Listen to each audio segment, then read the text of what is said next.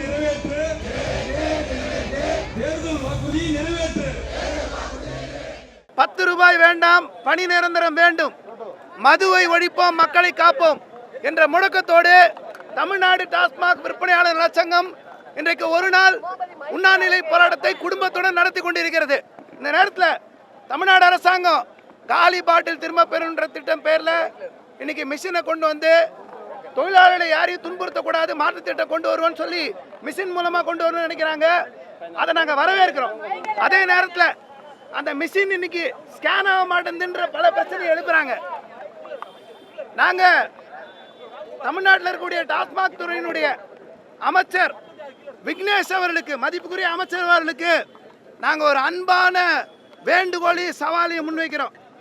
நீங்கள் ஒரு மாதம் இந்த டாஸ்மாக் கடைகளில் 11,000 ரூபாய் சம்பளத்தோட நீங்கள் ஒரு மாதம் வந்து மதுபான விற்பனையில் விற்பனையாளராக வந்து வேலை செய்யணும்னு நாங்கள் ஒரு ஓப்பன் சேலஞ்சை, அன்பான வேண்டுகோளை மது விலக்குத்துறை அமைச்சருக்கு நாங்கள் வைக்கிறோம். 11,000 ரூபாயில் நீங்கள் இந்த சம்பளத்தில் வாழ்ந்து காட்டிட்டீங்கன்னா இப்போ 200 பேரை சஸ்பெண்ட் பண்ணி வச்சிருக்கேன்னு சொல்கிறீங்க. எங்கள் தொழிலாளி அத்தனை பேரும் 11,000 ரூபாய் சம்பளத்தில் அவங்க வாழ்நாள் முழுக்க வேலை செய்வதற்கு தயாராக இருக்காங்க. இந்த அமைச்சர் நீங்கள் வந்து இந்த கோரிக்கையை நிறைவேற்றணும்னு நாங்கள் கேட்டுக்கிறோம்.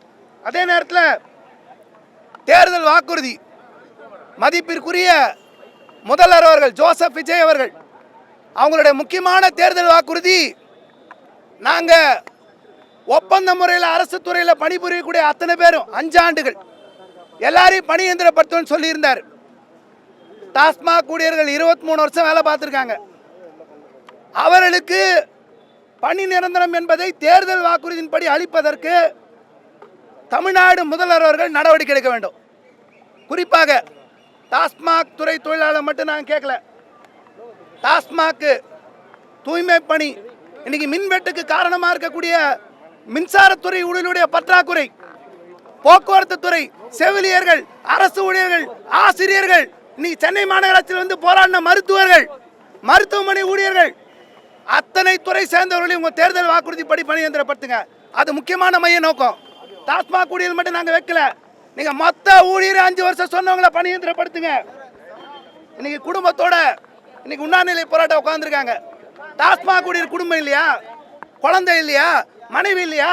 11,000 ரூபாய் சம்பளத்தை ஒரு எம்எல்ஏ வாழ்ந்து காட்டுங்க பார்க்கலாம்.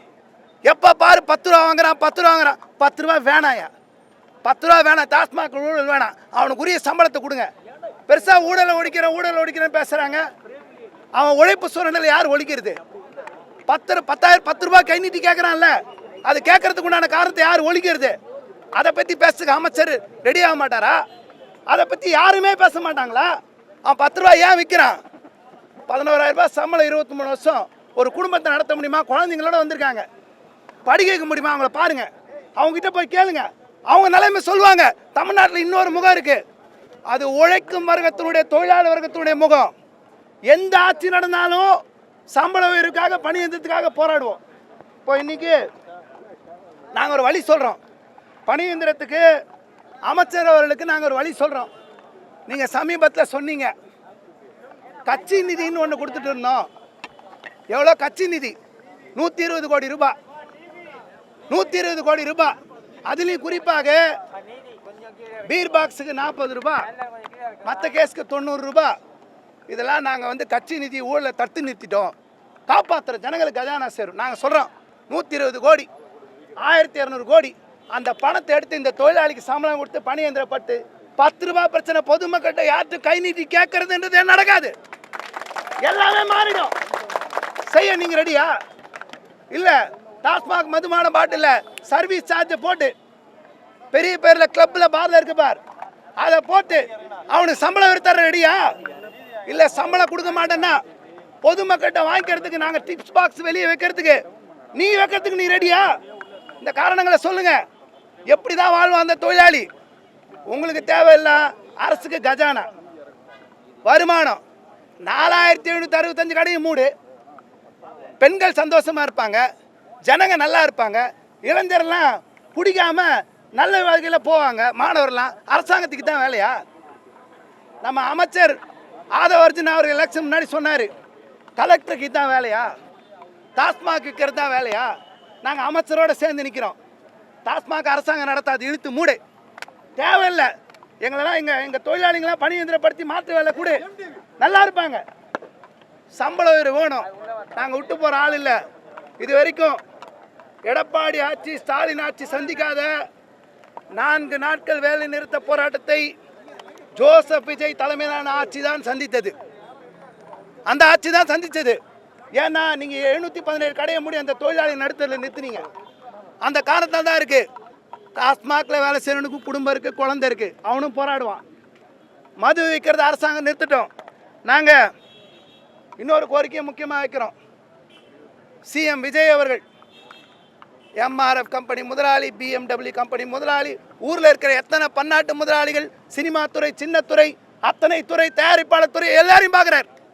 கருப்பு பட டைரக்டர் ஊரில் இருக்க எல்லாரையும் கத்தி கத்தி தொண்டை கிழியே கத்தின்னு இருக்கோம். டாஸ்மாக் ஊழியர்கள் எங்கள் சங்கத்தோடு, தமிழ்நாடு டாஸ்மாக் விற்பனையாளர் சங்கத்தோடு முதல்வர் அவர்கள் பேச்சுவார்த்தை நடப்பதற்கு அழைப்பு கொடுக்கணும். அமைச்சர் விக்னேஷ் அவர்கள் எங்களோட பேச்சுவார்த்தை நடத்தணும். சமூக நீதித்துறைன்னு ஒரு துறை இருக்குது. அந்த துறையினுடைய அமைச்சர், மதிப்புக்குரிய அமைச்சர் வன்னியரசு அவர்களுக்கும் நாங்கள் கோரிக்கை வைக்கிறோம். இதில் வேலை பார்க்குற 50% பட்டியலின சமூகத்தை சேர்ந்தவர்கள். இவங்களுக்கு எங்கே போச்சு சமூக நீதி? யாராவது கேட்குறீங்களா? அதை 11,000 ரூபாய் சம்பளத்தை வாழ்றானே, அவனுக்கு சமூக நீதி வேணாமா?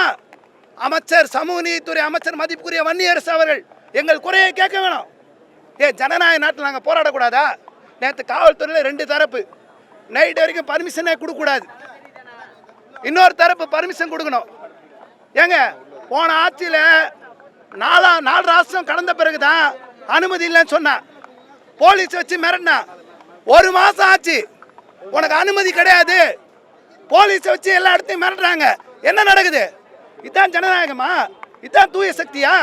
நீங்கள் ஒரு போராட்டம் அறநிலை, ஒரு அற வழியில், காந்திய வழியில் உண்ணாவிரதம் நடத்த கூட பர்மிஷன் இல்லையா? சில காவல்துறை நல்ல அதிகாரிகள் சரியான நேரத்தை தலையிட்டு இந்த அனுமதிக்கு ஏற்பாடு செஞ்சாங்க. எங்கள் போராட்டம் 10 ரூபாய் வேண்டாம், பணி இயந்திரம் வேண்டும், மது ஒழிப்போம், மக்களை காப்போம். எங்களோட அரசு பேச்சுவார்த்தை நடத்தி இந்த பிரச்சனை தீர்க்கும் வரை நாங்கள் உறுதியோடு போராடுவோம் என்பதை தமிழ்நாடு டாஸ்மாக் விற்பனையாளர் நலச்சங்கத்தின் சார்பில் தெரிவித்துக் கொள்கிறோம். நாங்கள் அதை நியாயப்படுத்த விரும்பலை. 10 ரூபாய் வாங்கக்கூடாது, பொதுமக்களை துன்புறுத்தக்கூடாது, காசு கேட்கக்கூடாது தான் எங்கள் கோரிக்கை, சங்க கோரிக்கை. நாங்கள் அதான் சொல்கிறோம். அமைச்சர் விக்னேஷ் அவர்கள், மதிப்புமிகு அமைச்சர் அவர்கள் ஓப்பன் சேலஞ்ச் தான், நான் அங்கே போகிற ஊழல் ஒழிக்கிறேன். ஏன் மதுபான ஆலைக்கு போயிருக்காரு, குடோனில் போய் அவங்ககிட்ட சொல்கிறாரு, யாரும் காசு கேட்காதீங்க, உங்களுக்கு சம்பள தேவை, பண தேவை இருந்தால் அதிகாரிகிட்ட கேளுங்க, அரசாங்கத்துக்கிட்ட கோரிக்கை வைங்கன்றார். நான் கோரிக்கை வைக்கிறோம், ஐயா நீங்கள் தயவு செஞ்சு 1 மாதம் கடையில் வந்து வேலை செஞ்சுருங்க.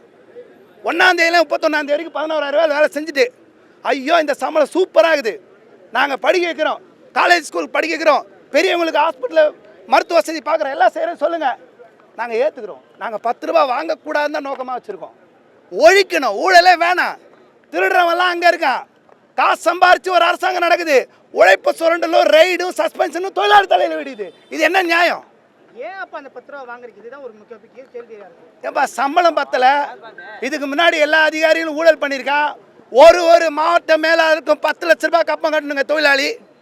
நீ இப்போ ஊழலை ஒழிச்சேன்னு சொன்னீங்க, சம்பளத்தை கொடுத்துருங்க, 120 கோடி ஓப்பனாக வை, தொழிலாளி சம்பளம் கொடுத்துரு, பிரச்சனை முடிஞ்சிடும். ஒரு அதிகாரி ஊழல் பண்ணிக்க. நாங்கள் சொல்கிறோம், ஒவ்வொரு மாவட்ட மேலாளரும் பெரும்பான்மை ஊழல் பிடித்தவர்கள். 10 லட்ச ரூபா ஒரு மாதத்துக்கு கொள்ள அடிச்சிருக்கான். அவனை ஜெயிலில் வைக்கிறதுக்கு உங்களுக்கு எதாவது ரைட்ஸ் இருக்கா? உங்களுக்கு நீங்கள் ரெடியாக இருக்கீங்களா? ரைடு சாதாரண 11,000 ரூபா வாங்கினோன்னு தூக்கி சஸ்பென்ஷனு, கடையை விட்டு தூக்குவேன், அடுத்த நாள் வீடியோ போடு, கடையில் இருக்க மாட்டான். அவங்கெல்லாம் கண்டிங்க, தண்டனை கொடுங்க, 10 ரூபாய்க்கு சம்பளம் கொடுங்க. அதுக்கப்புறம் 1 ரூபாய் எக்ஸ்ட்ரா வச்சுருத்தா கூட அவர் சொல்கிறாரு, 10 ரூபாய் எக்ஸ்ட்ரா வச்சுருத்தா சஸ்பென்ஷனு, 1 ரூபாய் காயின் இல்லையா, 2 ரூபாய் காயின் இல்லையா, 5 ரூபாய் காயின் இல்லையா, எதுக்கு 1 ரூபாய் கூட வைக்கணும்? ஊழல் இல்லாதெல்லாம் மாற்றிங்களேன், நாங்கள் ரெடி. தமிழ்நாடு டாஸ்மாக் விற்பனையாளர் சங்கம் நாங்கள் சொல்கிறோம், 10 ரூபா வாங்காமல் இருக்கிறதுக்கு நாங்கள் ரெடி, பணி இயந்திரம் கொடுக்கறதுக்கு நீங்கள் ரெடியா? அவ்வளோதான்.